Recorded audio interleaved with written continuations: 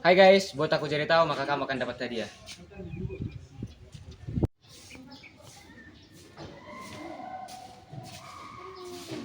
Menarik, apakah kalian bisa join? Boleh. Pada masa Orde Baru, peran negara dalam kehidupan politik sangatlah dominan. Salah satu penguatan peran yang saya ketahui adalah pengawasan ketat dalam pemilu. Pemilu yang diselenggarakan sangatlah teratur, namun penyelenggaraannya pemilu itu sangatlah ketat di bawah pemerintahan. Seperti beberapa aparat diwajibkan untuk mengikuti Partai Golkar. Aku tahu satu lagi. Jadi pada tahun 1973 itu pemerintah melakukan penyederhanaan partai politik yang dimana itu bertujuan untuk menjaga pembangunan ekonomi nasional. Yang dari pada masa itu mungkin partai-partai yang terlihat itu ada mulai dari Golkar, P3 dan PDI.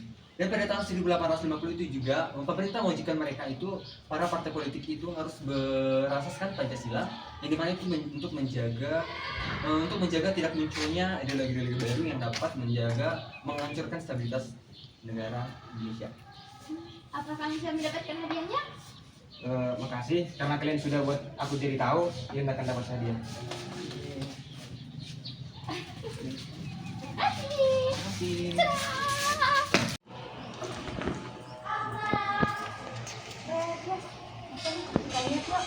Buat aku jadi tahu dapat hadiah. Ikut aja Grace, yuk.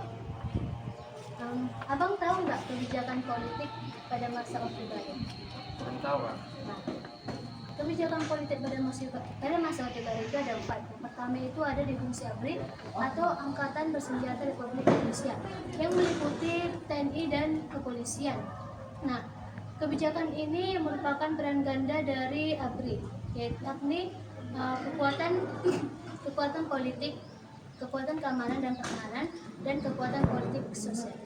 Nah, yang kedua itu ada penataran P4 atau pedoman penghayatan dan pengamalan Pancasila. Maksudnya di sini Pancasila sebagai pandangan hidup bernegara.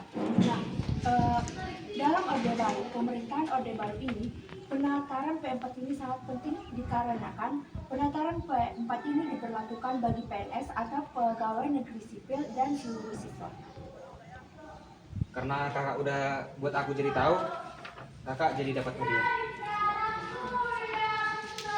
Makasih. Makasih, Bang. Gimana saran terbaiknya? Ini Buat aku jadi tahu dapat hadiah. Bisa ikutan bang? boleh bang.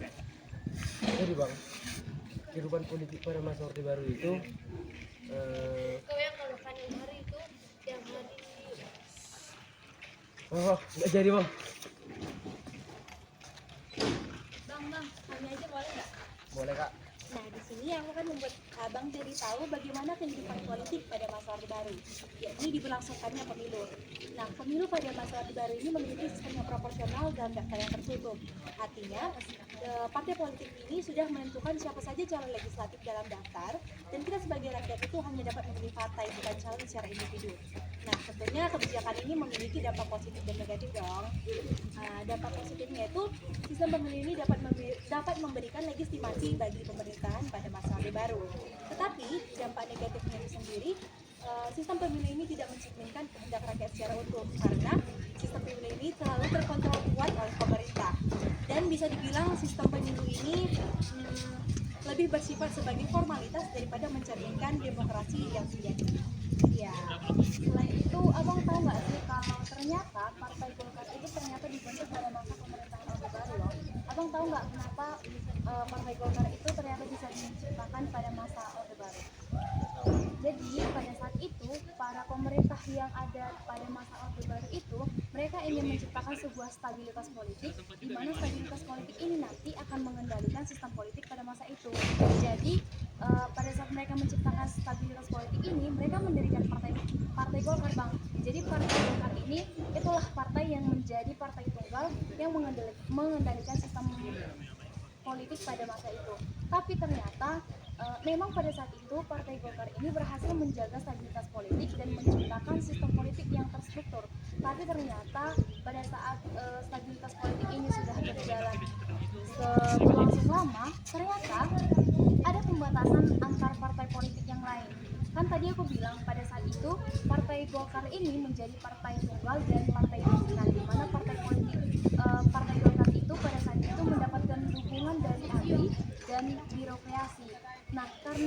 di pembatasan ruang gerak antar partai politik yang lain tadi, sehingga mengakibatkan kompetisi antara partai politik yang lain itu menjadi terbatas. Akibatnya tercipta sebuah partai politik atau sistem pemerintahan pada saat itu, sistem politik yang tidak demokratis lagi. Oh, karena kakak udah buat aku jadi tahu, kakak dapat hadiah. Terserah. Makasih Mas ya Bang. Ya.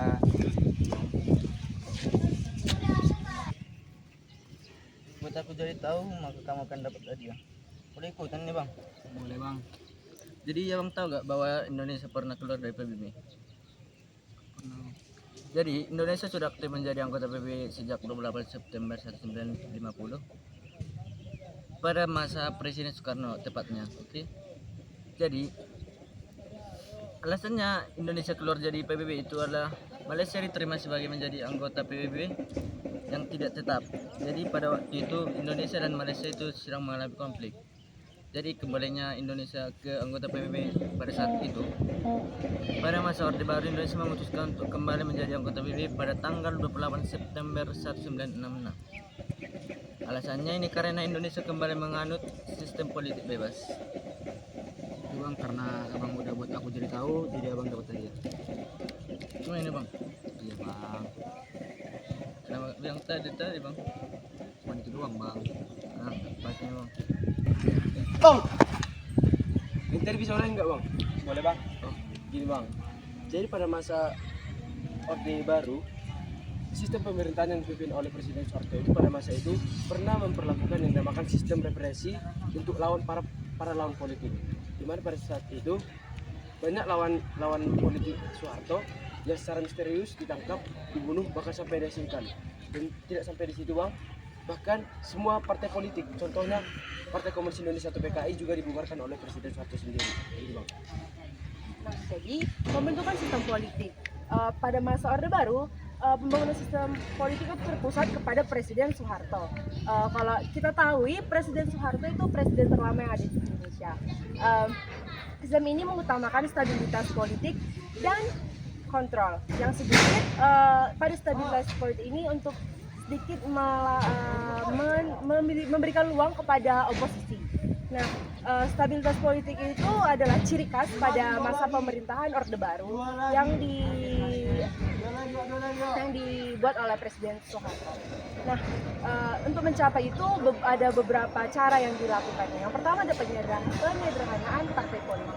Nah, di sini kan Bang, penyederhanaan partai politik ini itu dulu kira-kira partai Indonesia itu banyak. Nah, jadi di sini disederhanakan menjadi 3 golongan partai besar. Yang pertama itu Partai Golkar, kedua Partai Demokrasi Indonesia atau PDIP, dan yang ketiga adalah PBB.